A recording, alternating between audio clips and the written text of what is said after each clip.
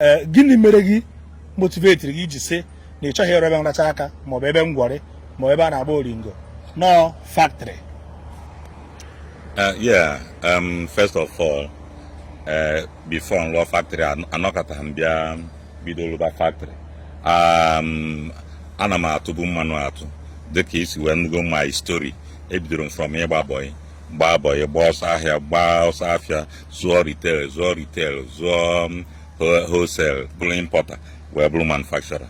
So anọkọta maka anyị na mmanụ, mana ihe nji wee kweta sị ka ị bịa mee this video ị na-eme gosi ụwa ife a bụ ka m wee encourage other of our brothers and sisters ka ha nwee ike ghọta na ihe anyị na-alụ kwesịrị ka people mara ife anyị na-alụ, ka ụmụaka mara na o nwere ihe anyị na-alụ tupu ego ewee pụta.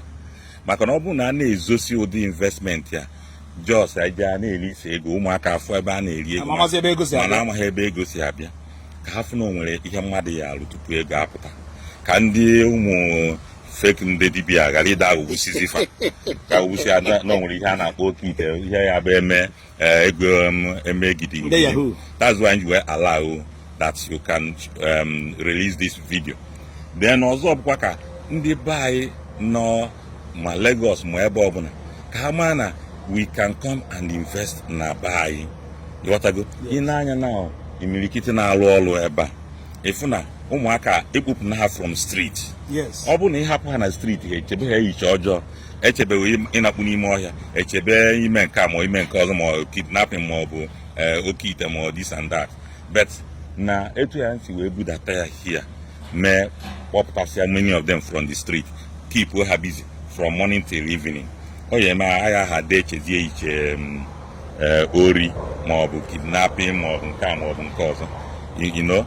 So n'ọnya ka nji wee ị na-eme ka emphasize na oke ite a nwere ihe oke ite oke ite bụ nya mebiri ụmụ be anyị. Oke ite bụ number one thing so wee mebi ụmụaka na ha anaghị agbazi bọyị. And ihe gbasara ịgba bọyị a, anyị agba mbọ, let the stakeholders of ndị Igbo gbaa mbọ ka eweshiata ịgba bọyị, ka encourage ụmụaka na ịgba bọyị. Ịgba bọyị bụ ihe bụ nya the bedrock of business ndị Igbo, our system. Ịghọtago? Human capital development ọnya bụ the main thing eji mara ndị Igbo, mana taa oke ite so wee mebisizi ya. Ịghọtago? Ana nebezi anya sọ ego ana promote ife ọjọọ. Do you understand? So na ọ ka mma na na-akpọrọ ife ọjọọ. And let any man, any rich man, any wealthy man, let everybody speak out against Okite. Because when you don't speak out, when you don't show what you are doing, ụmụaka eche no nwere cupboard or room ya bụ abịa quick money or pay ego na-eme na-akpọsite ego.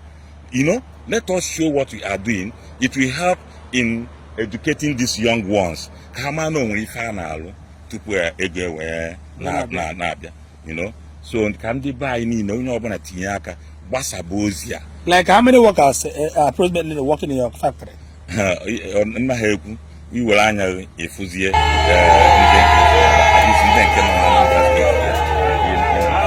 na I'm not talking of ndị nọ na Abuja, Lagos, Ibadan, everywhere. I nwere offices almost every part of Nigeria.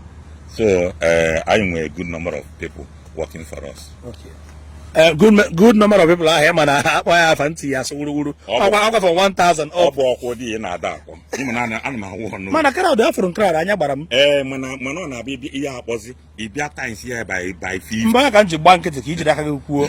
But it's from Kadek, in the factory one on Abu case in a was good in this product because now from about naked. Fukueba maybe is week time, we just week. Yeah, get him about 300. Let me not speak up. Let me not hide the volume. Almost in the Africa, Madrid, everybody. After me, I had a ring Joe of work or some had a ring every day. Yes. Nana open a salary.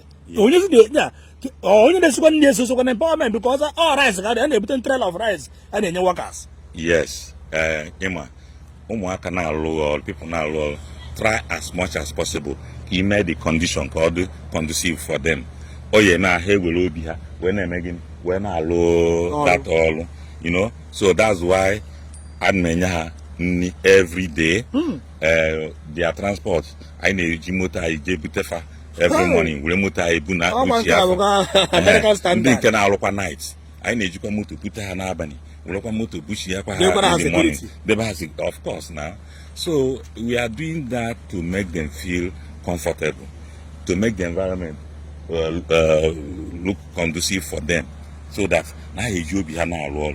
As far as God is blessing me, I will try as much as possible to bless those that the blessing only look at the na-abambo when I look at that issue.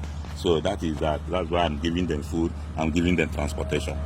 Okay, ndị ọgaranya unu anụgoro ihe a na-ekwu na ka ị ghara ebe ọgaranya aka super glue akara ya aka cheche ọkwa marakwa ma na ndụ driver dịkwa ọga n'aka na ọkwa inye driver ezigbo ego nye nri ọ ghara ibufuru gị magbuo gị amagbuo ịfụkwa ka Seahorse lubricant odogwu agba ọsọ ọgụ n'ihe mbọsị bụ Dr. Ebuka Onunkwo ọ na-enye ha nri na-ebuje ha na-ebunata ha so gị nwa bụ ọga na-ege bụ ntị ndị a na-agbara gị bọyị ewere na ha bụ nwa kai na ha bụ nwa nkịta nọ after a na-akwụ ha salary bụ nwanne bụ ego one kaba ahụ nwee ife ị na-emere ka obi na-atọ ha ụtọ ka ha ghara izughị ohi ghara inye gị poison ghara itinye n'aka ndị kidnapper because nọ ndị workers dị happy ha nwee ike nyekwu aka combat ara gị crime onwe onye mere ihe ọjọọ ofu eme ihe ọjọọ mmadụ 10 ya eji esu iyi imi si ya ọga onye a na-emebiri anyị factory because gịnị na a na-emeta ha mma afa m bụ jee pak okwu anyị ọnụ nkwuru gaba unu ga-asị na nwaanyị ekwuga mana ị na-ekwuka eziokwu ị na-ekwuka ọ bụ onye kwuo ya ọbụla asị and ịmakwu niile ekwuka